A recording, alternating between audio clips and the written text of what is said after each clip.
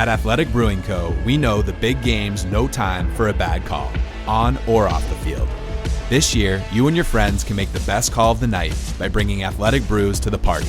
Whether they're your pick for the night or the perfect fourth quarter audible, Athletic Brewing Co.'s great tasting, non-alcoholic brews can put a win without a hangover in the palm of everyone's hands.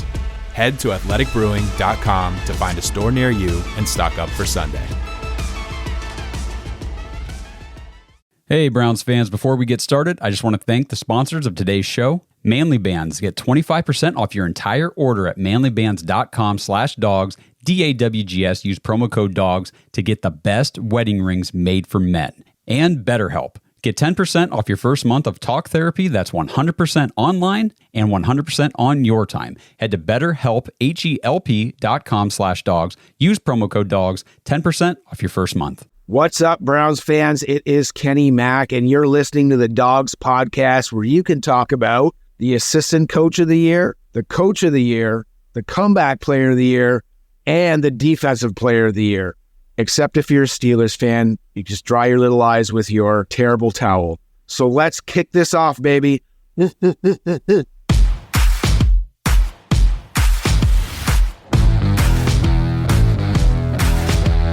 Welcome to the Dogs Podcast with your hosts, Blake Reneker, Justin Charles, and Josh All.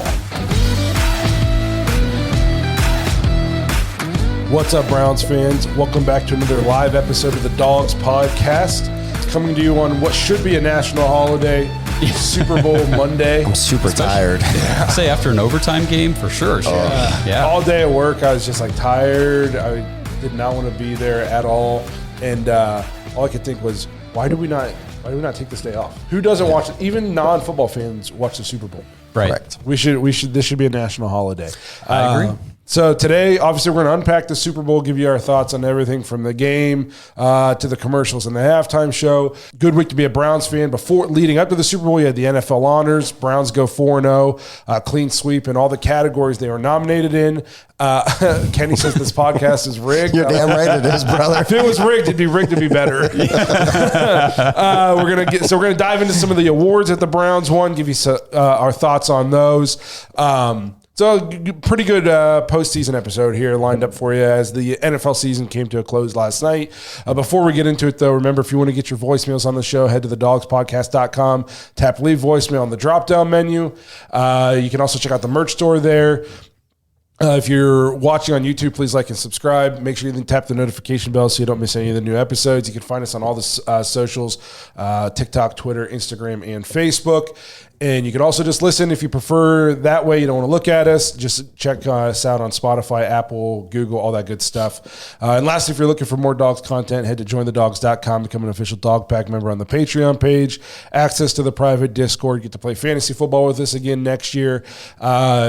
Extra episode every week. Hang out with everybody from all over the world. Browns fans from all over. It's about to be the off season. You're gonna need some people to keep you company, especially once basketball's done. It's just baseball, which can be exceptionally boring. It's a good thing to keep you company throughout the entire off season, especially when we get closer to the draft. There's always good stuff going on there. So head to jointhedogs.com, become an official Dog Pack member. Come hang out with us more often. Get to know everybody. It's a good time. So I'm just trying to catch up on some of these comments up here, which this studio has been up. I don't even have to look at my computer for comments anymore. We've got this nice fancy We TV fixed the with the chat problem. up here. We fixed the problem. Blake spends 5 minutes getting here at go time, pulling up the chat. We said, put the chat on the wall. Yeah. Instead, we'll just have audio issues. Bad. Obviously, last night, Super Bowl, Chiefs pull off 25-22 win, and I think it was only the second overtime game in Super Bowl history. To be honest, until probably beginning of fourth quarter, awful, boring game, man. It was like watching a preseason game with some of the turnovers, some of the dumb penalties. Like even Trent Williams had a drive where he back-to-back penalties. I mean, it was a hard, boring game to watch unless you really love defensive football. But the defenses were playing well. Yeah. I'm not going to lie about that for the first three quarters, but I almost felt like it was more on the mistakes. Both quarterbacks had okay numbers, especially in the first half. Purdy didn't throw an incomplete pass till a couple minutes left in the second quarter. But they just self-inflicted wounds. CMC's fumble, Pat Mahomes threw a pick. It was just a very uncharacteristic pick. Yes, it was just an ugly game to watch for a while. And I was sitting there with a buddy, and I was like, man, hopefully the fourth quarter makes it worth it. It's a close game, so hopefully this fourth quarter will deliver. The fourth quarter definitely did deliver. Overtime was exciting. Before we dive into the game as a whole, I kind of wanted to address, because it's been everywhere. Early in the first half, Isaiah Pacheco fumbles, and then on the sideline, Kelsey's all fired up. He's kind of in Andy Reid's face. You got some people who are just like screaming like it's the most disgraceful thing they've ever seen in their lives. And then other people are like, don't care. Andy Reid obviously didn't care. Where do you guys stand on this? I know where I'm at, so I'm interested to see what you guys think about just the disgusting behavior out of Travis Kelce. So I think that those two have a really great relationship, right? Working relationship. I was more surprised because I felt like the Chiefs are always just super composed, like in these moments. And to me, it was almost like for a few weeks now, Travis Kelce's kind of comes unglued a little bit. I mean, he was smashing his helmet like 3 weeks ago. It was just kind of surprising. So when you watched it, it was like, Jesus Christ, if he would have knocked Andy Reid over, that would have been pretty bad look. I don't think it was a great look for him, but I mean, I think those two have a good enough relationship where he was like, yo, hey, he's passionate. He cares about what's going on. Probably just the wrong approach to it. Right? I mean, it was just surprising. I don't know. Again, it was one of those things where it's like, oh man, I don't know if you want to be over there ramming into your coach on the sideline at this. I mean, I understand it is the Super Bowl. It's a very emotional game. Andy Reid's like, he looked so shocked that he was about to get his ass knocked down. Whenever, I don't even know if it took him a minute to figure out what even happened there, but I don't know. I feel like everything gets made to be a bigger deal online. So, yes, if you go back and you watch, he doesn't even really touch him. He doesn't run into him. Andy Reid just, he's kind of fat and old. So, he almost is more caught off guard and off balance and, almost falls. And then Travis Kelce's, grabbing him almost like, hey, don't fall over, man. I just want to talk to you. And he's clearly, fired up and yelling. But he didn't. I saw an article that said he body checked him. No, he didn't body check him. And this is what drives me crazy. And I don't like to get too political on the show, but he did a commercial, okay? And now everybody on one side of the spectrum hates him. Yeah. And he could come out and feed orphans and cure somebody of cancer on camera, and people would be like, he's a government plant. We hate him. And it's just, and it is so annoying. And it doesn't even matter what side of the political spectrum you are on. Both sides, people are so freaking annoying. Yes. He is fired. It is the Super Bowl. Okay. He's getting older. You don't know. You're never guaranteed to go back to another one as it is. He wasn't in on the play, which is definitely why would you not have him in down at the goal line? But he's fired up. And if Andy Reid doesn't care and they have a good enough relationship that you can do this kind of stuff, me and Justin have worked together and literally yelled at each other and screamed at each other about things at work. It's work. I also think that there's something that a lot of, I guess it seems like people don't understand as much anymore that between guys, men, this kind of stuff happens all the time. Yes. And I'm not trying to say men this, women that, but we don't take things nearly as personal. Correct. You come over, body check me because you're pissed off that you weren't in the game and you want to win. Okay, we'll get over this. Yeah, 2 minutes later, I probably forgot. Yeah, we're chest bumping each other because something cool happened. It's okay. We get fired up, we get passionate.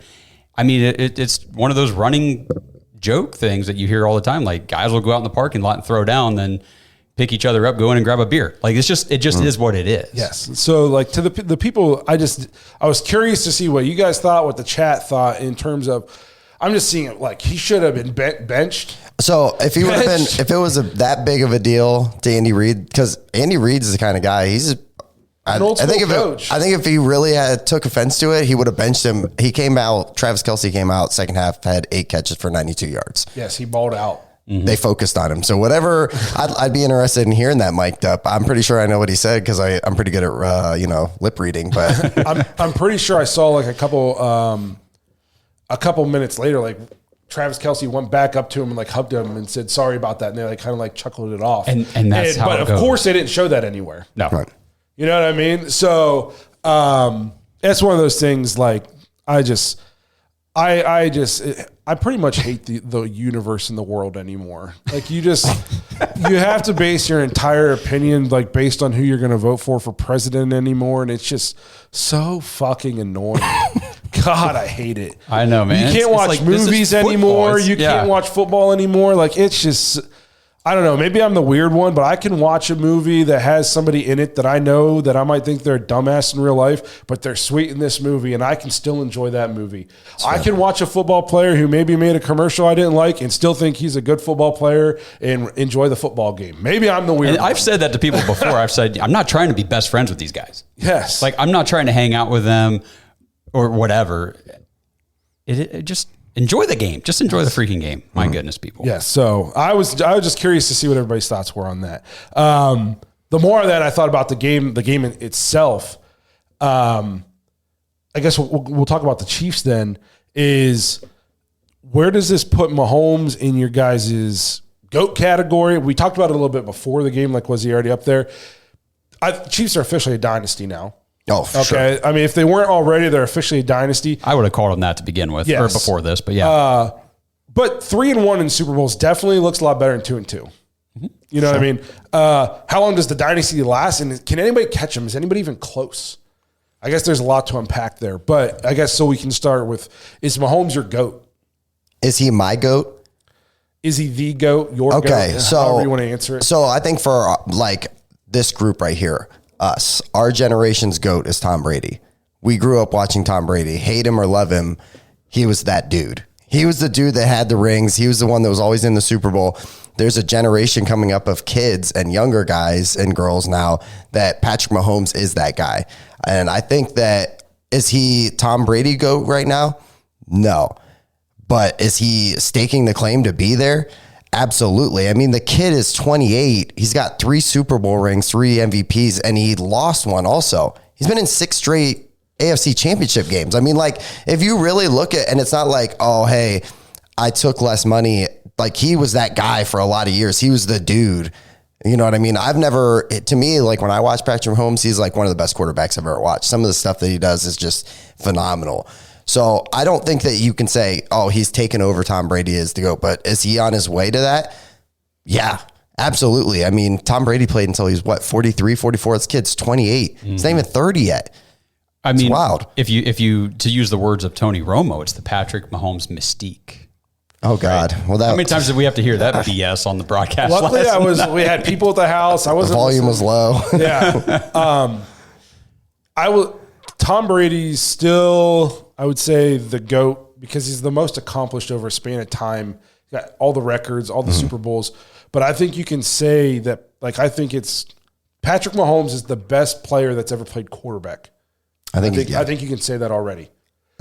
I think you're not allowed what for he that. can do at that position is different than what other guys can do at that position. You know, it's and they talk about all the time. It's the athleticism, it's the arm angles, it's just he's just so freaking smart out there. And whenever it came down to that overtime, when they got the ball back after the 49ers kicked that field goal, and I might be jumping ahead a little bit here, but they kept showing Patrick Mahomes on the field after each play, and the way he was like just orchestrating the offense and instructing everybody what to do, where to go, what we're doing here on the field. And it's just a look in his eye. I don't know how to explain it, but I just saw a look. I'm like, they're going to freaking win this game because he's in the, like, that was a zone. You could see the zone in his eyes. I knew they were going to win when they kicked a field goal in overtime and there's 2 minutes to go essentially, and they had 2 timeouts. I was like, and then they just let him go 4 plays right down the field, just dump offs. I don't know what the Niners' defensive strategy was. Or in regulation, what was their strategy in regulation when they go up 3 and there's a minute 43 left, I believe, and Patrick Mahomes has 2 timeouts? Why are you playing soft coverage and just letting him 3 plays, they wwere in field goal range. And it looked casual. Yeah. And it never looked rushed. It never looked like a 2-minute drill. It looked like, we're going to go down the field here and no big deal. Like, what were they doing? Pastor Rob up here says, did they give Mahomes the MVP? Yes. I don't know who would get it, but OMG participation award, if I've ever, I'm guessing you might see one. Who else would you give it to? For the Chiefs? Yeah. Yeah, for the Chiefs, I don't know. Maybe their kicker? Yeah. When you have 4 field goals, and a record. He had like a little over half their points. Mahomes was 34 of 46 for 332 yards, 2 touchdowns to pick, and he had a 99.3 quarterback rating and a 75.8 QBR. Pretty sure he had 60 rush yards too. 66. Yeah, and he had 66 rush yards. And one of them was like a huge scramble late. Who else was I don't understand why this is considered a participation trophy. I mean, and He did it against what's considered arguably top 3 defense in all of football. after the weekend we've had too as Browns fans, the last thing I ever want to hear again is participation trophy. Yes. So I don't buy that for 1 second. I think he was definitely the MVP for the Chiefs. Now, if it were the 49ers, I would have gone maybe somebody on their defensive side, Jawan Jennings. Yes. Yep. I think CMC. You could CMC. They had a few guys that were really contributing, and I feel like the Chiefs had it was spread out. You know what I mean? Like, yes, Travis Kelce was the leader, but on the receiving end, but I mean, Rashee Rice did some nice things. McCole Hardman did some nice things. Pacheco did what he needed to do except for the fumble. On defense, I mean, Chris Jones was all over, in Purdy's face. And I forget what's the one cornerback's name, McDuffie. That was a great play. They just had a lot of players play really well, but I think overall Mahomes, without him, you don't go down the field like that. You don't score those points. You don't win that game. Yes, he just always makes the right play. His scrambling, you don't think of him in terms of like he's not a Lamar runner, or not even really like a Josh Allen. But we talked about it even if you go back to when the Browns played him in the playoffs a couple years ago. His scrambling on 3rd down, Yep. It's crazy how he just keeps drives alive with his feet. He can throw on the run from every arm angle. Like I said, I don't know if you can call him the greatest of all time yet in terms of career, because he's so far behind in terms of what Brady finished with, because Brady played 20 years. And Brady beat him in a Super Bowl. But if the guy plays 15 more years like this, he's going to dwarf every record. He's like, if you look at the first so many years of their career, what he's played to so far compared to Tom Brady's, he's killing him in essentially every category. I think there's only like 3 guys really, like Tom Brady, Joe Montana, Patrick Mahomes is right there now. Well, and that's one thing. If we're going to, the whole GOAT discussion, I do like thinking of it more in eras too, because the game of football is so different right now than it was when Tom Brady was first starting out in his first 10 years in the game. I mean, it was run and defense, and then him just being able to pick apart a defense underneath and all that kind of stuff, where the Chiefs can actually go to Mahomes and say, go win us the game. Go throw for 300 plus yards. And I definitely think what you said earlier is true. Like, Brady's got to be the GOAT of our generation, but Mahomes of this generation is the GOAT already, I think. Oh, Agreed. Yeah. It's honestly, I don't even think there's anybody really that close to him. Like you'll hear Josh Allen, you'll hear this stuff, but I mean, not when it comes to accolades and Joe Burrow always plays well against them. Yeah. But Joe Burrow, and this isn't a Joe Burrow hate session. Joe Burrow has the luxury of throwing to T. Higgins, Tyler Boyd, Jamar Chase. He has Joe Mixon. Patrick Mahomes just won the Super Bowl with the worst wide receiving core in football. McCole Hardman caught the game winner. They led the league in drops by I'm pretty sure significant margin. They had the worst wide receiver core in football. If this was the year to beat them, this was the year to do it. If you didn't beat them this year, this is kind of goes into my next point. How long does it last? They traded Tyreek Hill 2 years ago, and they won 2 Super Bowls without him. Right. And everybody thought they were done. Yeah. As soon as they traded Tyreek Hill. They replaced Tyreek Hill with Valdez-Scantling, who can't catch a cold half the time. Most of the time. And Kadarius Toney, who catches a cold all the time. Not even going to be in the league probably. Right. And he just won back-to-back Super Bowls. So who catches him? How long does it last? Because I think it solidified the reason why the Browns made the move at quarterback they did. You're not going to beat this guy. And I'm not even this person that thinks, like, I think Brock Purdy is better than what most people like to give him credit for. You're not beating Patrick Mahomes with that. We talked about that before you got in here.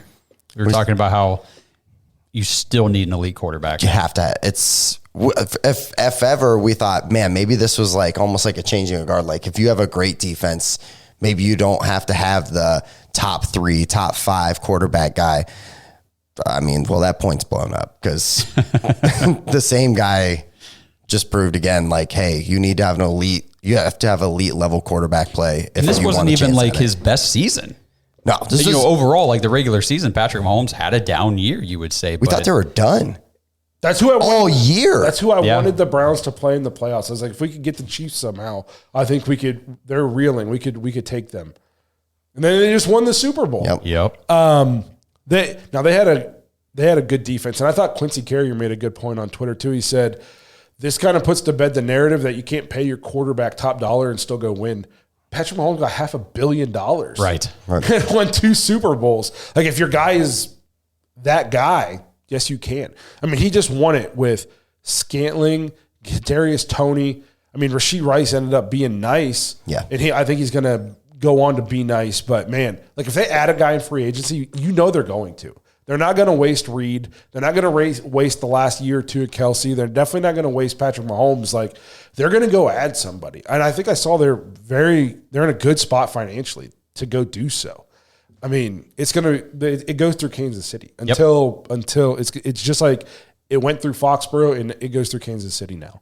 Now, the Chiefs did have a great defense this year. They faced the number 2, 3, 4, and 6 offense in the playoffs, which combined to average 28.3 points per game this season, and they held them to they averaged 15.8 against Kansas City in the playoffs. So the 12.5 points under their average in the playoffs against the Chiefs. Their defense was very good. You give Pat Mahomes that kind of defense, Yep. he's going to win Super Bowl. We thought they were super just kind of disrespected. Well, I felt like I've said it for a few weeks now. Like their defense is really, really good, but you don't hear about them because Patrick Mahomes is on that team. Travis Kelce's on that team. You have Andy Reid. I think it's interesting. Chris Jones is a free agent. So I think if they want to keep something going there, they should probably. Adam Schefter said that he doesn't think Jones wants to leave. Right. But he would, if people just start throwing stupid money at him, it's hard to turn down stupid money. Stupid money is hard to turn down for sure. But he doesn't think Chris Jones wants to leave. Why would you want to? Right. If you keep winning Super Bowls, you're going to keep getting endorsements. You're going to keep legacy. You're going to make your money. You're going to keep getting contracts. Like you don't need to get one $100 million contract if you can get 3 $40 million contracts. Like, so in that, obviously the math is. I was just giving you an example. Idiot. Don't come at me, math people. This isn't the math show. Yeah. What's up, Ohio? Don't miss out on this fantastic offer from DraftKings for the big game. New customers who sign up with our promo code THEDOGS, all one word, and place a $5 first bet will instantly receive $200 in bonus bets. You'll get 8 $25 bonus bet tokens, allowing you to make multiple wagers with your reward. These tokens are valid for 7 days, giving you time to find your favorite bets. If you download the DraftKings app before the big game, make sure to sign up with our code THEDOGS to get your $200 of bonus bets. This offer is only available for new customers who are 21 and older and physically present in Ohio. Please gamble responsibly. If you or someone you know has a gambling problem and wants help, call 1-800-GAMBLER. Check the episode description for the full terms of the offer to see if you qualify. This episode is sponsored by Omaha Steaks. Browns fans, if you missed out on the 4 chicken breasts and 4 pork chops that Omaha Steaks was doing here recently, don't worry. You can head to omahasteaks.com/dogs, DAWGS, today, and you'll get 4 free steak burgers added to any order over $99. Plus, if you have an order that's over $149, use code DOGS, DAWGS, when you check out, and you'll get $30 off of that order. So right now is the perfect time to stock up. Load up that cart, guys. Steak, burgers, chicken, jumbo franks, desserts, ready-to-eat meals. They got seafood. They've got so many different things at Omaha Steaks, and all of it I've had all of it except for the seafood. I'm not going to lie. I'm not much of a seafood eater myself. My fiance thinks I'm weird, but that's okay. Everybody is their own person. But the rest of the food, I've had it all, and it is phenomenal. So head to omahasteaks.com/dogs right now. Get 4 free burgers on any order over $99 and use promo code DOGS when you check out on any order over $149 and get $30 off your order today. omahasteaks.com/dogs. Minimum order may apply. So is anybody in the AFC, who's the closest to taking them down? Going into this year, I would have said, I think Buffalo's still there. I think Baltimore looked like a team that I thought that they were going to be extremely difficult to get out. I thought that they were going to be the team that, unfortunately, I was going to have to watch them win a Super Bowl. It's hard for me to say that it's the Ravens and the Bills, though, when we just watched that. Yes, I mean, the Ravens are loaded. All we heard from every single Ravens fan who couldn't stay out of our comments up until they lost, and all of a sudden, magically, they're gone. Yeah, I haven't heard much. Yeah. It's very quiet. Is just how it's the best roster in all of football, and they couldn't beat him. Yep. If the Bills couldn't beat them this year, when are they going to beat them? I agree. You know what I mean? I think you'd have to – the Bengals, depending on what they keep together, they've kind of had the Chiefs' number. I don't know. Hopefully the Browns. But it's going to take Deshaun Watson being that guy that we paid for. If anything less, you saw what it's going to take. And it's kind of, I guess the one encouraging thing is when the last time Deshaun Watson played Patrick Mahomes in the playoffs, they were up big, and then the Houston defense just totally shit the bed, and Patrick Mahomes did his thing. But at least Watson was out there going toe-to-toe. For a half. I don't remember how many points they scored in the second half. I don't know how many they scored, but I know how many the Chiefs scored, and it was enough to beat them. That game was crazy. But it's going to take top level QB play to go into Kansas City and beat that guy. So then you kind of shift to the other side. And Andrew Jackson had a super chat up there. He said something is Shanahan the worst, like one of the worst big game coaches. 0-3. One of those, obviously, he was a offensive coordinator in Atlanta, but they're up 28-3 and lost. He was calling plays. It's the biggest comeback in Super Bowl history. And both times with the Niners, he's had 10-point leads, and they lose. I will say this. We are friends with a guy who's a huge 49ers fan, and he was telling me for the last 2 weeks leading up to this game, he was worried about Kyle. He didn't trust Kyle. He looks at Kyle Shanahan almost as like a weakness of their team. Really? Yes. Like he thinks like he's good, but he doesn't think he's like the GOAT or like just this top level guy like the media and some people, because he watches them every week, follows them nonstop, and he sees some of the stuff he does in terms of clock management. Their injuries are so high, he thinks, because some like using Debo as a running back and then wondering why he's getting hurt. You know what I mean? Like his usage, he just plugs and plays people. He doesn't take into account like body and all that kind of stuff, usage. He runs them into the ground. Like I'm not going to say he wants him fired, but he's not like this guy that he thinks is completely untouchable. And I've kind of mentioned this before. I said something on Twitter last night, like, at what point do you have a conversation about Kyle Shanahan? And they said, Stefanski's just Shanahan light. And I said, I'd make the argument that Stefanski is better.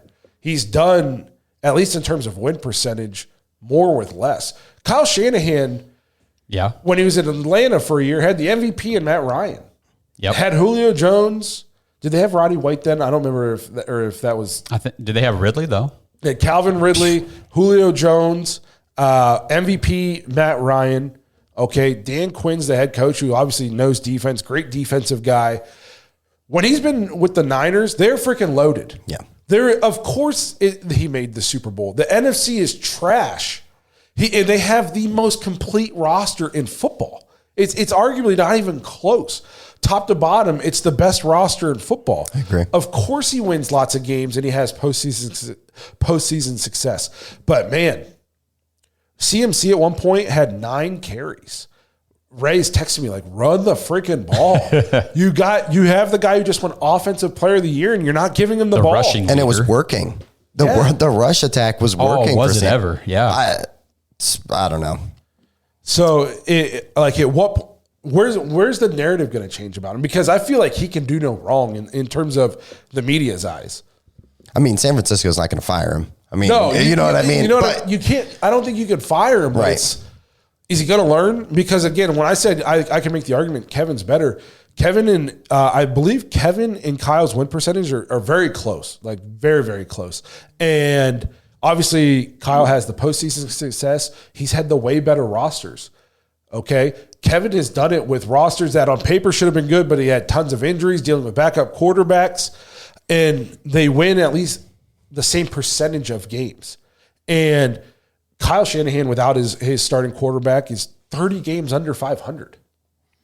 And one thing that I couldn't help thinking last night was, they played the Chiefs a few years ago with Jimmy Garoppolo, and they came up short. So it was get rid of Jimmy, spend all these draft picks, go draft Trey Lance. We have to get that elite quarterback, right, to beat Patrick Mahomes to be able to win this game. And then they don't even use Trey Lance, trade him away, bring in Brock Purdy, go to the game, and come up short again. So at what point is it your quarterback's issue, and what point is it your coach?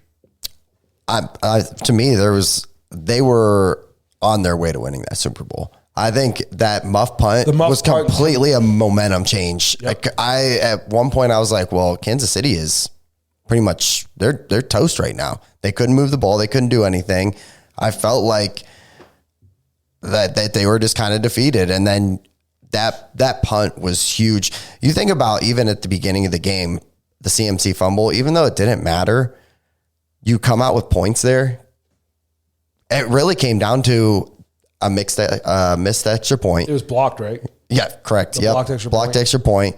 You have a CMC fumble. There was just points that were left off the board and opportunities. And just, I felt like when they made mistakes, they were just so critical that you look back on the entire game. At the time, it didn't matter. It's like, oh, hey, Kansas City didn't score any points either. But you look back at the entirety of the game, you're like, that they had them beat. Yeah, they dominated the game basically for 3 quarters and lost. Yeah. How much stock do you put into the story that the 49ers players didn't know the overtime rules? Did you see what Armstead said? And then you hear the Chiefs guy came out and said every week in the playoffs during meetings we had OT rules covering and strategy. Yeah. For overtime. I didn't catch that. That's every interesting. week in the playoffs. And they said they did it twice during Super Bowl week because they had 2 weeks to prepare. And there's 49ers players who didn't even know the new rules.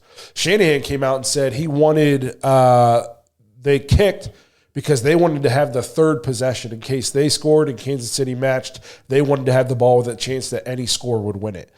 But like if you go down and you only get 3, or even if you get 7, now the Chiefs know they got 4 downs every play. Mm-hmm. Yep. Okay, they got 4 downs every play. The clock then essentially doesn't matter because each team, you get your possession. So like you heard, some people were confused. Tony Romo was saying like, this is just like the first quarter. Yeah. Right. And it's because they get their full possession. The clock didn't matter. So it just would have went to basically quarter number 2 of overtime and they could have kept going. So kicking it made no sense to me. I'm with you on that. Yep. Everything I've heard about that. And does the players not knowing the rules does it really matter? Probably, you probably told them what to do. Like you went and got him and you told them what you wanted to do. It's a coin toss, but it kind of shows to your preparation. Right.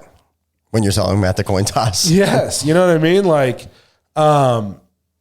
so it's just, I don't know. So, were you surprised by the decision at the coin toss? Because they won the coin toss. Were you thinking almost like a college football approach where you're like, we want them to go first. We want to take defense first. Because it really doesn't, and with the new overtime rule, it doesn't matter. If they score a touchdown, you still get a possession.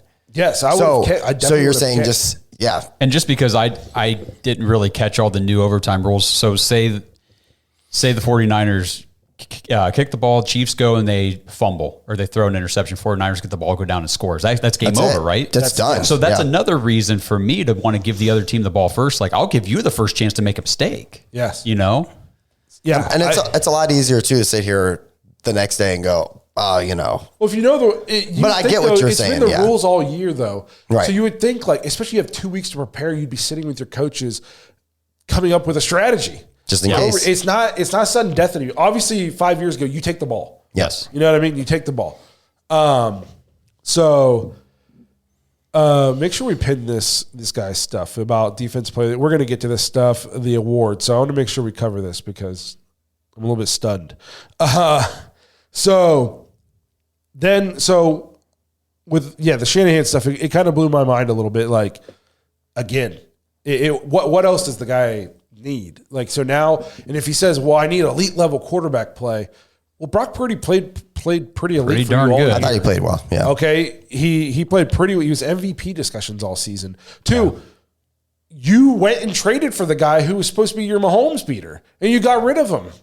So After it's 3 starts. Yeah. So it's like there's obviously a lot of good out there in San Francisco, but they got things to figure out at the same time. Like that's rough. Yep. So then with this transfer, you kind of go into the fun side of the game. What was your guys' favorite commercial? I know what mine is. It's not even right off the top of my head. Mine's State Farm with Arnold Schwarzenegger. That was awesome. It was great. I think that was my favorite one. When he was just like, she's going into labor. That was it for me. I thought that was a classic commercial. Very good. My favorite one, not even close. It was on different. Was the one with Michael Cera. Oh, that one was yes. good. God, I forgot about that When one. he says, Yeah. let my cream moisturize you. Yeah. Jesus. That one And then was he's solid. like standing at the end and he's like, get it? Because my name is Sarah. And they're just like, No. It's good. to me, It that was the best. Like that was excellent. You get some of those super bad like throwbacks and stuff. Yes. That was pretty good. The one that kind of stood out to me was the Aubrey Plaza and what's the guy's name? Ron Swanson guy. Yeah, Ron Swanson. Why can't I think of the actor's name? Shoot. Nick Offerman. Yes. There you go. But I thought that was pretty cool. Whenever he popped up at the end, I'm like, oh, I like this, as a Parks and Recs fan. The Christopher Walken one, I got to go back and watch it. I missed it. I went into the kitchen and and missed that one. But yeah, the Michael Cera one made me laugh a lot. I'm going to be quoting that one for a while. And then what'd you guys think of the halftime show? In chat, what'd you guys think? I'll go first here real quick because Megan had just gotten home from work and I was like, hey, I'm going to go jump in the shower. She's like, don't pause it right here. I want to watch the halftime show. I'm like, oh, okay, we'll watch the halftime show real quick. And it came out and when Usher first started, I was like, ugh, it doesn't sound very good. Like the audio and everything. It didn't sound all that great. I was like, I hope this gets better. And it got better. Like we were sitting there on the couch and we were just saying, I think everybody in their 30s right now watching this is having a blast. Yes. And he's singing songs. I'm like, oh my gosh, I listened to this in like 6th grade. This is unreal. I thought it was. I feel so old. I thought it was all bangers. Like every song that he sung, I was like, man, this is another really good one. I thought it started off a little slow. But by the end of it, I was like, this. I think right as Alicia Keys kind of came on, I was like, here we go. Yeah, it's coming alive. It started a little slow. I mean, it wasn't bad. No, I can appreciate for the first time in what feels like a while. 2 people were out there actually singing. And I feel it's usually just straight lip syncing. By the end of it, I came to understand that, okay, he was moving across the field from one set to another. So the transitioning and, hey, audio problems, right? We have those. So I totally understand. They're doing it live and it definitely got better. It did. I don't even like Alicia Keys. I'm not a huge Alicia Keys fan, but when she came out, and they were doing their thing, I was like, okay, it's picking up. And then I was like, are we going to get Luda? Yeah. We did the same. We were sitting on the couch. We're both at the same time. Luda! And then he came out and I was like, okay, this is sweet. Like, I was pumped for, like, the Ludacris was the cherry on top for me. So I thought it was the good halftime show. It wasn't Fitty, Eminem, Snoop Dogg, but I think if you go back like the last 4 or 5 Bruno years, Mars is good. If you go back like the last 4 or 5 years, I would put this at like second behind the Eminem 51. Well, don't ask like anybody like out of our age gap group because I got a lot of feedback today and man, here's the thing is it's the same thing. I know. Listen, where's Tom Petty at? Where's the Rolling Stones at? It's the Super Bowl halftime show. Like people, I guarantee you, if my dad watched that, it was the worst thing he's ever seen in his life. It was just so Call stupid. Bono back up and get you two back out there. You can't. You're never going to make. You can't even make everybody like one group happy and one group okay. One group is going to be happy and the other group is going to be the NFL's awful. So and all those people said they were boycotting the NFL 3 years ago, but here we are. They're still watching. Right. So, yeah, I thought it was a good halftime show. I enjoyed it. And like you guys said, by the time you got to the end, you had Lil Jon and you had Ludacris out there. Like, it was good. It was good. Yep. So that's kind of what we thought about the Super Bowl. I kind of want to transition now into a little bit of Browns talk here. Browns awards, NFL awards, about what was that? About Thursday. A week ago? Not even. Right after we did the Mad Dogs, man. Yeah, that's right. So right after the Mad Dogs, you were able to catch like the second-rate show on ESPN, the NFL awards. Browns went 4 for 4, clean sweep. We're going to get into all of it. We got some comments I want to get into up here. The first one I want to talk about, Joe Flacco winning comeback player of the year. How surprised were you guys? I didn't think he had a chance to win it, to be honest, because I mean the dude literally died on the field. That's funny because I'm actually 0% shocked. So I thought it was a cool story, and I mean, I guess being a Browns fan, it was even better. You know what I mean? Because I'm like, man, this guy's doing it for us.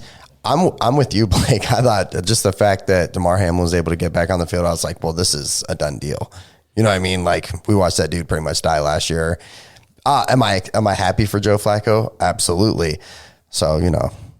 I'm happy for Joe Flacco. I'm happy for Damar Hamlin also. Like, yes, I'm happy he's alive. Yeah. And that's the thing. Yeah, I saw some people like, you know, because we're posting online about, hey, Joe, you know, good job for Joe Flacco. And they're like, the other guy, Damar Hamlin literally died. And I've said, well, I mean, I get that, but it's also comeback player of the year. He won at life, though. Not comeback. For real. So sit on the roster. Damar Hamlin, I think he appeared in 3 games, made 2 tackles all season. Like, so my thing was, I thought, like, did Joe play enough to get an award like this? And then I'm like, well, the guy who came in second played less. Right. He might have been on a roster all year, but he played less. I thought there was a chance Baker would get more votes. I did too. I thought he would get more votes. Is there a most improved player? I feel like there might have used to be, but because if there was, I thought Baker, like, if you're not going to give him comeback, I definitely think Baker he had a been great like season. The most improved player. So I thought Baker would kind of steal more votes. But Joe actually had less first place votes than Damar Hamlin, but he got so many second place votes. He got the win, I think is how it worked out. So I was happy to see Joe Flacco get that.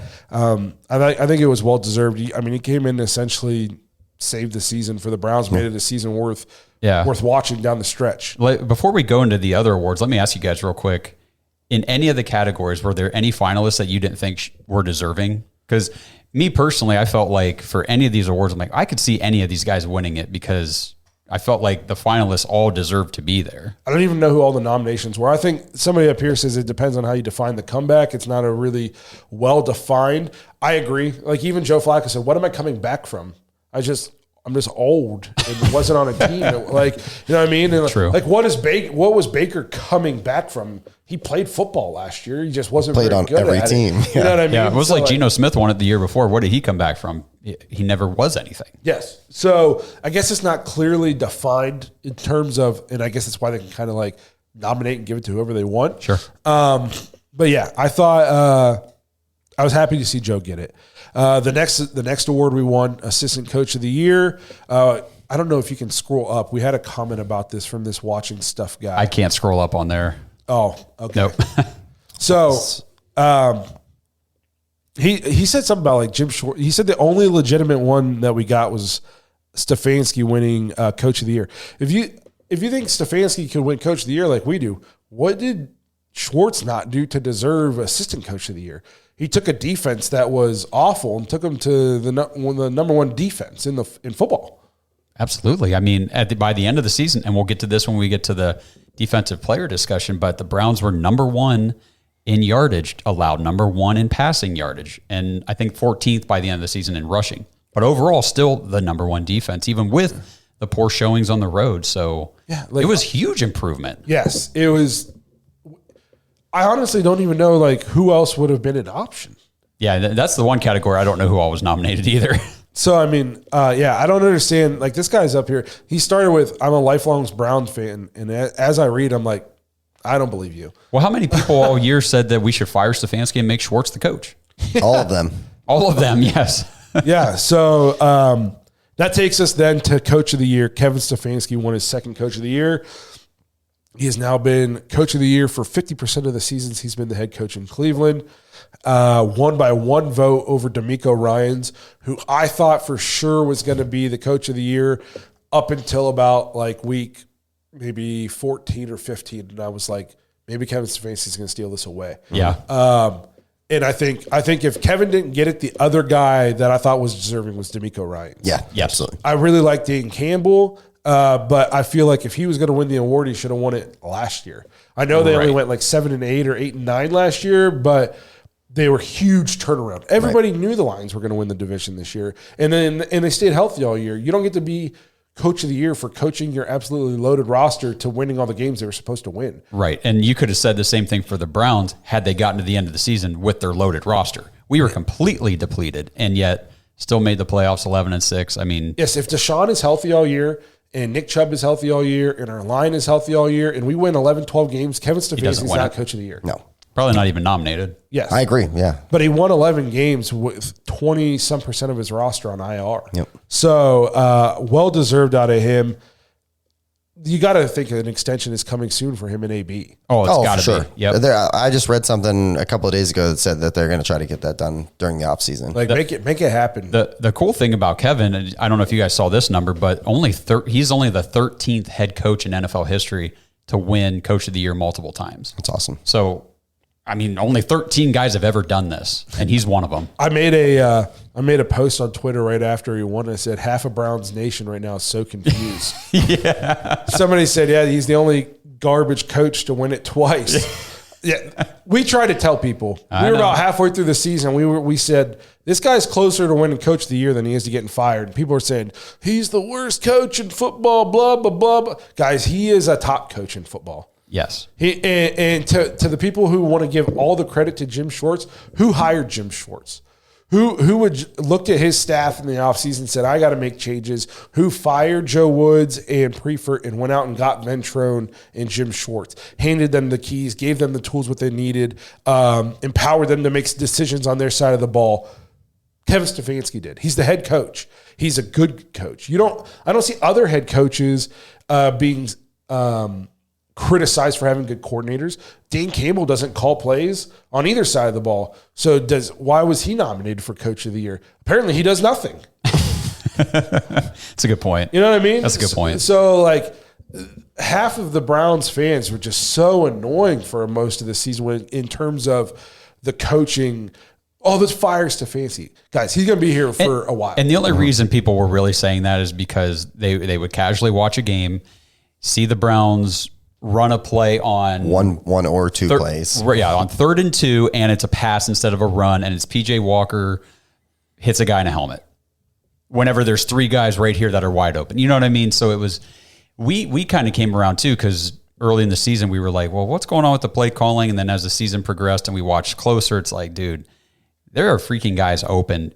Kevin schemed up. I mean, the one game, I forget which game it was, we had 4 straight goal line plays. He called 4 straight touchdowns, and only the 4th one was actually completed because the first 3 got effed up by the players, but they were open. And it's like, dude, what more do you want this guy to do? Larry Bolden says it's not half, it's maybe 10% of the fam. Maybe. You could be correct. I guess I spend all of my time on Twitter. It's a bad place to be. Yes, super. and It's kind of fun too. And on at least online, that percentage of people, there is way more people that were screaming for him to be fired than screaming for him to get an extension. And they could also just be the loudest. Yes, it's But like a either lot of way. people. So well deserved for Kevin Stefanski for having Coach of the Year and still just being so handsome, still having such a great beard. Great beard. So I'm pumped for him. I'm pumped to see the extension for him and AB. This episode is brought to you by Danger Coffee. Browns fans, we talk about how Danger Coffee is made free from mold toxins that are in 45% of the world's coffee, but that's not all that Danger Coffee has to offer. Mineral and nutrient deficiencies are a big deal. They make you feel sick, tired, stressed, and they can give you brain fog. These deficiencies negatively affect your immune system, your digestion, sleep, metabolism. Have you ever wondered why you get an initial burst from your coffee, but then you get that little crash not long after? Danger Coffee's patent-pending process remineralizes your body with more than 50 trace minerals and electrolytes, leaving you more energized, engaged, powerful. These micronutrients enter the cells to boost performance. They bind to toxins to provide detoxification support. I know that sounds like a lot, but the bottom line, guys, is minerals matter, and most of us really don't get enough of them on a daily basis. Danger Coffee delivers micronutrients, plus it gives you access to the minerals you already have. Head to dangercoffee.com, use our code DAWGS, DAWGS, for 10% off your order. And that code can be used over and over. So you get 10% off every order you make using code DAWGS. It's time to start every day off with a cup of coffee that gets you going and actually keeps you going. Dangercoffee.com, code DAWGS. At Athletic Brewing Co., we know the big game's no time for a bad call, on or off the field. This year, you and your friends can make the best call of the night by bringing Athletic Brews to the party. Whether they're your pick for the night or the perfect fourth quarter audible, Athletic Brewing Co.'s great tasting, non-alcoholic brews can put a win without a hangover in the palm of everyone's hands. Head to athleticbrewing.com to find a store near you and stock up for Sunday. Hey y'all, Darius Rucker here. A lot of people ask me, what inspires your music? And one of the big things is a strong sense of place. That's why I love my home state of South Carolina and want to share the awesome things it has to offer. From the beautiful mountains down to the sunny coast, it's got it all. Not to mention two of my personal favorites, great golf and amazing food. Come see why I love this place. Visit discoversouthcarolina.com.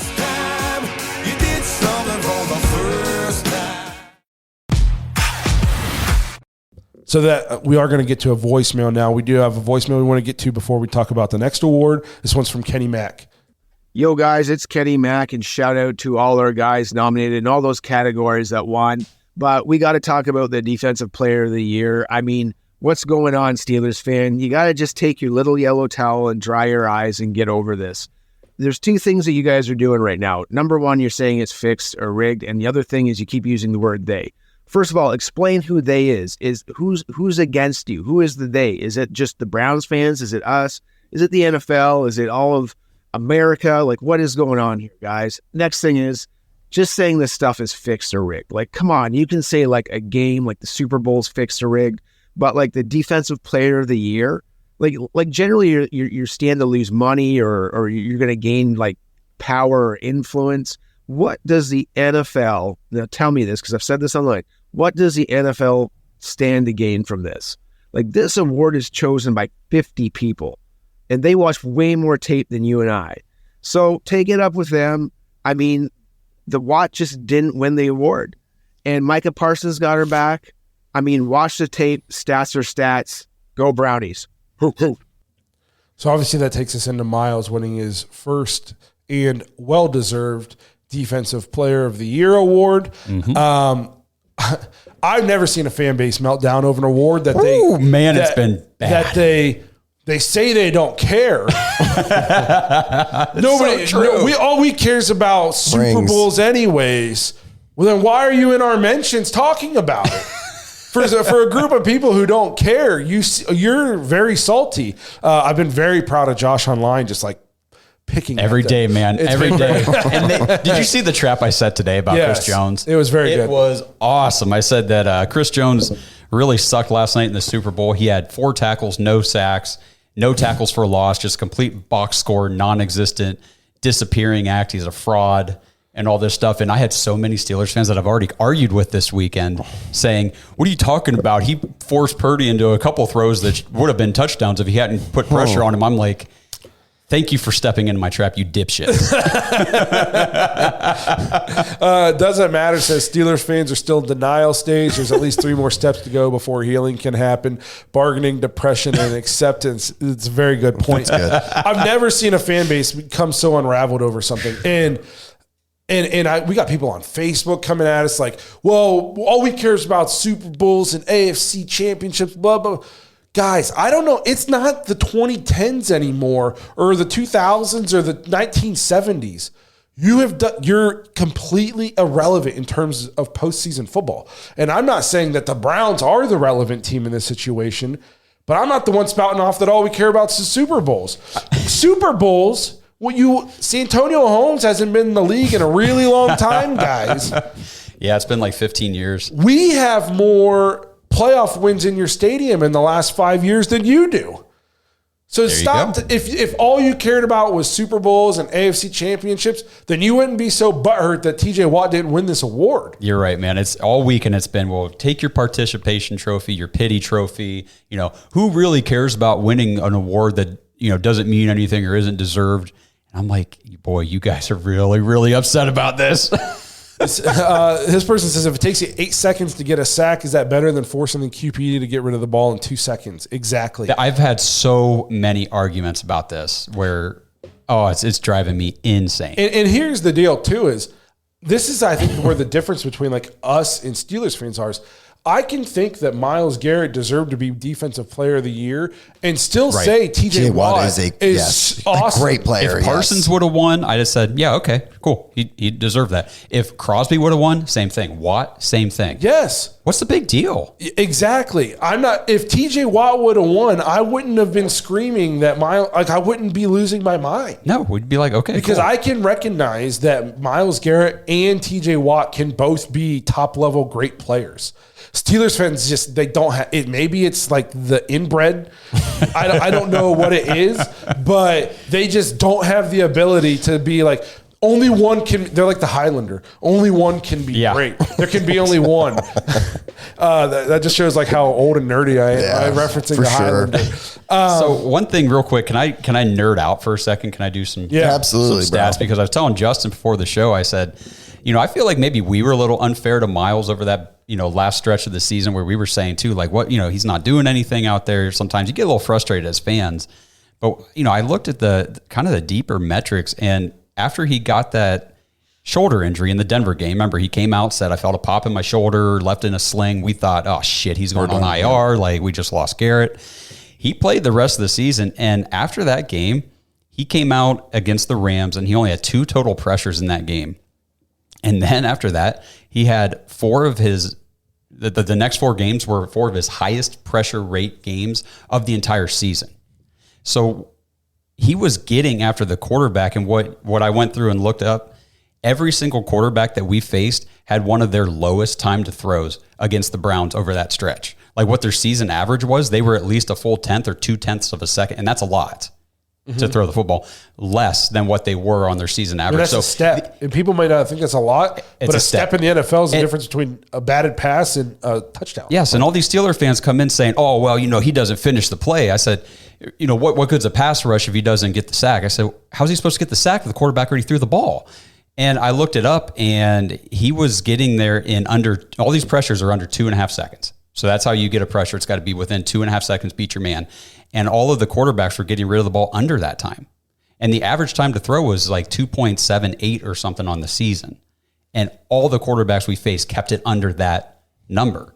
So opposing coaches and coordinators and quarterbacks were saying, here's how we can move the ball against the Browns, get rid of the ball fast. The Butthurt Squealers fans on the Facebook AFC North Trash Talk group are having a complete meltdown. I've been pounding them mercilessly. Keep pounding, baby. We are too. It is so much fun. And I'll tell you what, it's a fan base that is realizing like the window may be closing. Yes, and obviously it seems like they're always going to be competitive because of the culture they have and the coach they have. Yep. And again, we've never come on here and said that like you guys are irrelevant. You guys are the ones who can't see both sides to anything. That being said, like your team, like you better hope Arthur Smith is the answer. Now I see they're going after Ryan Tannehill. I saw that too. I said, bring him in, baby. Bring him in. I love all that. You know what I mean? Yep, like, I'm here for that. Like, it's like, are they not going to learn? I'm not saying Ryan Tannehill is trash, but he was a lot better. That's not the guy I'd be He's going not after it. right now. If it was 4 or 5 years ago, I'd be like, oh. Yeah. So, like, it's a team that still thinks it's 1970s or 2010. For a team that thinks they're so awesome, you had Prime Ben, Prime AB, Prime Le'Veon Bell, Troy Polamalu, James Harrison, You won one Super Bowl with those guys. You want to know what's interesting about James Harrison? If Troy was still on the team with that year, I don't remember all. That was so long ago. I was literally 15. So they're all saying that Myles didn't lead the league in any of the stats as far as tackles, sacks, tackles for loss, forced fumbles. Like those are the kind of the main things they throw in your face. And if you go back and look at when James Harrison won Defensive Player of the Year for the Steelers in 2009, neither did he. He didn't lead in any category. Yeah. Like you can lead. Who's the linebacker who used to play for the Browns? The white guy went to Carolina, I think. He went to Jacksonville. Schobert. Yep. That dude had lots of tackles. Should he have been Defensive Player of the Year? Right, exactly. You know what I mean? You look at like Lamar Jackson didn't lead in passing yards, didn't lead in touchdowns. He was barely top 10 in any of that Yeah, stuff. exactly. Yeah, he wasn't. And so what? It's just wild. And some of the comebacks that they come back with after you point simple things out to them, it's just, they're melting down because they'll say, well, we own you. How many Super Bowls you guys got? Yeah, I saw somebody say, we own you. I said, you mean since we beat you guys in 2020 and ended Ben's career, you guys have absolutely fallen off. And this year we beat you with DTR. You finished behind us in the AFC North. I don't think this is... I don't think you can say you own us. I'm pretty sure if you go back like 5 years, we're essentially like we might be 500 with them, or it's a game either way. Yeah, and we beat them in a playoff game at their field. Right. So again, it's a what have you done for me lately league. I don't care what happened 7 or 8, 9 years ago. I guess that's where Steelers fans. Well, and they say the same thing because I always point out they're like, well, how many Super Bowls you got? We got 6. I say, well, the Browns have 8 Pro Football Championships. Oh, nobody cares about things that happened over 50 years ago. I said, well, I don't give a shit about things that happened over 10 years ago. Yeah. So that means we're 0-0. If we don't get to count our 8 championships, then why do you get to count anything in your history? Yeah. Where's the line? You could care about things at 25 years, but not 26 years. Exactly. At 27 years, but not where's the line? They're so dumb. They are very dumb. And that's what I've been saying to a lot of people. There's a lot of football illiteracy is what I'm calling it, coming out of Pittsburgh.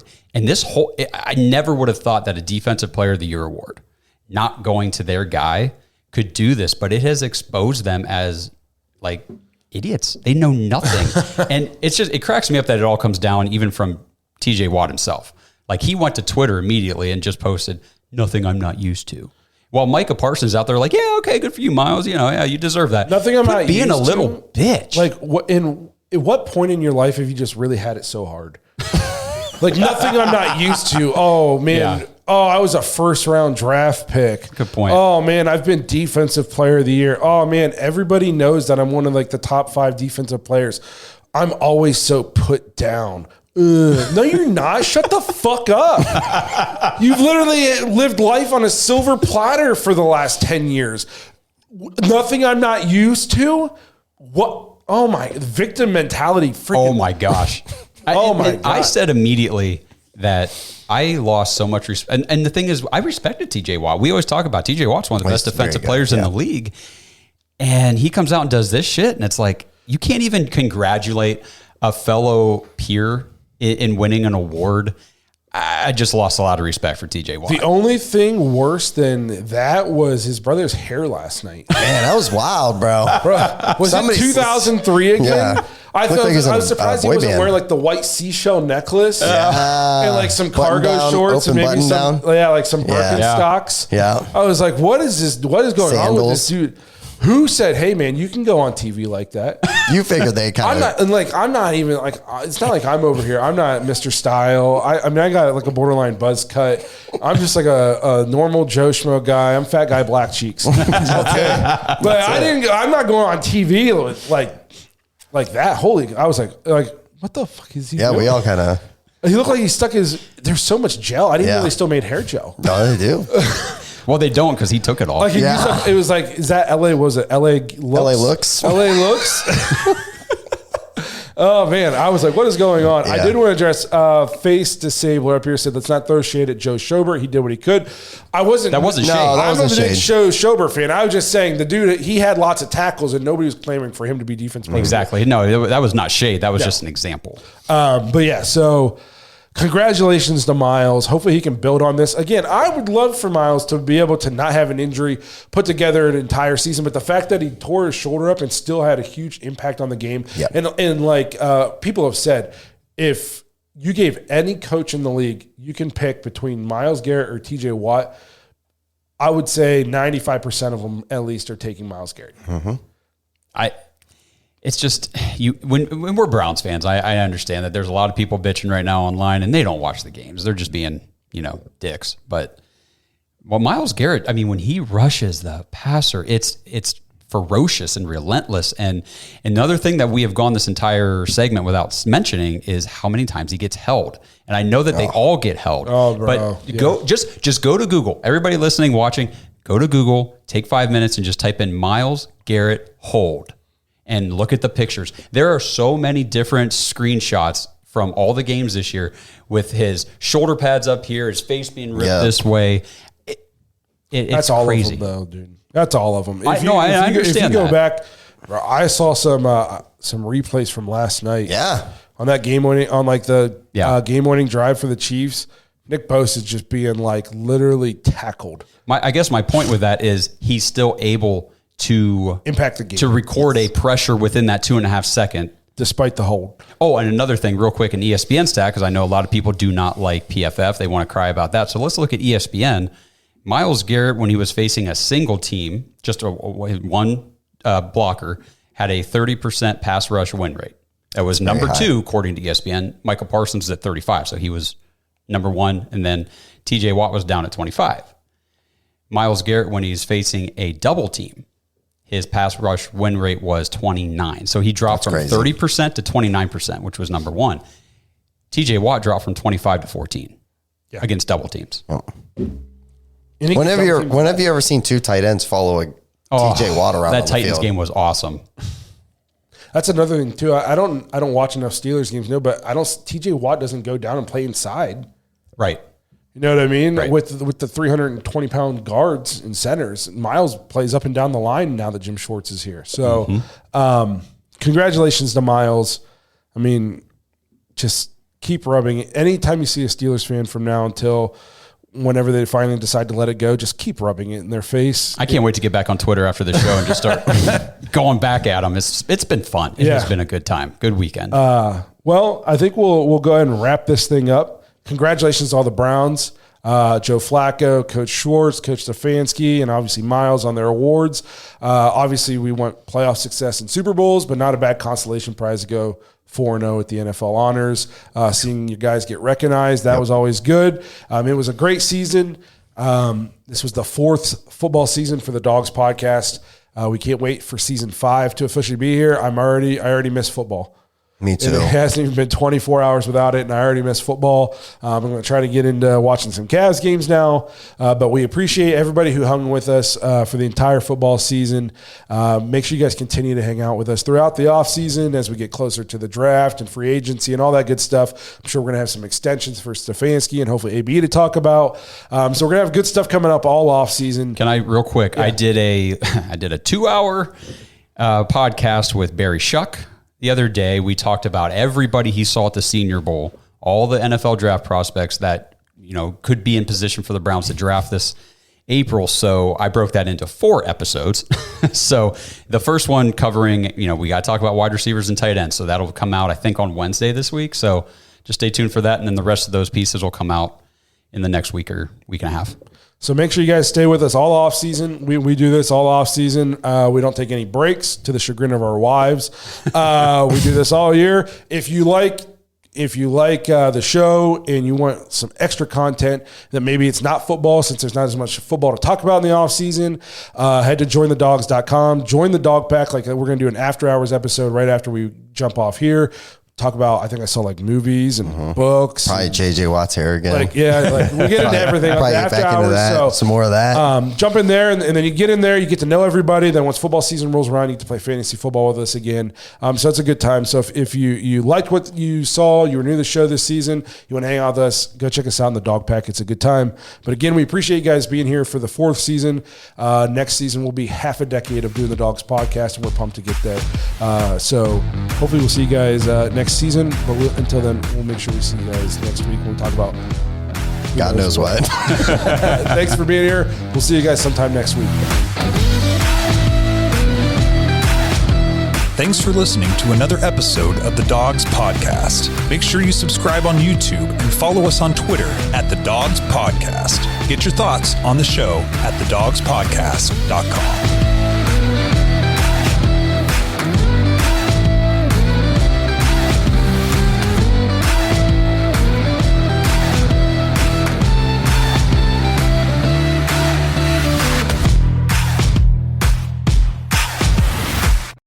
At Athletic Brewing Co., we know the big game's no time for a bad call, on or off the field. This year, you and your friends can make the best call of the night by bringing Athletic Brews to the party. Whether they're your pick for the night or the perfect fourth quarter audible, Athletic Brewing Co.'s great tasting, non-alcoholic brews can put a win without a hangover in the palm of everyone's hands. Head to athleticbrewing.com to find a store near you and stock up for Sunday.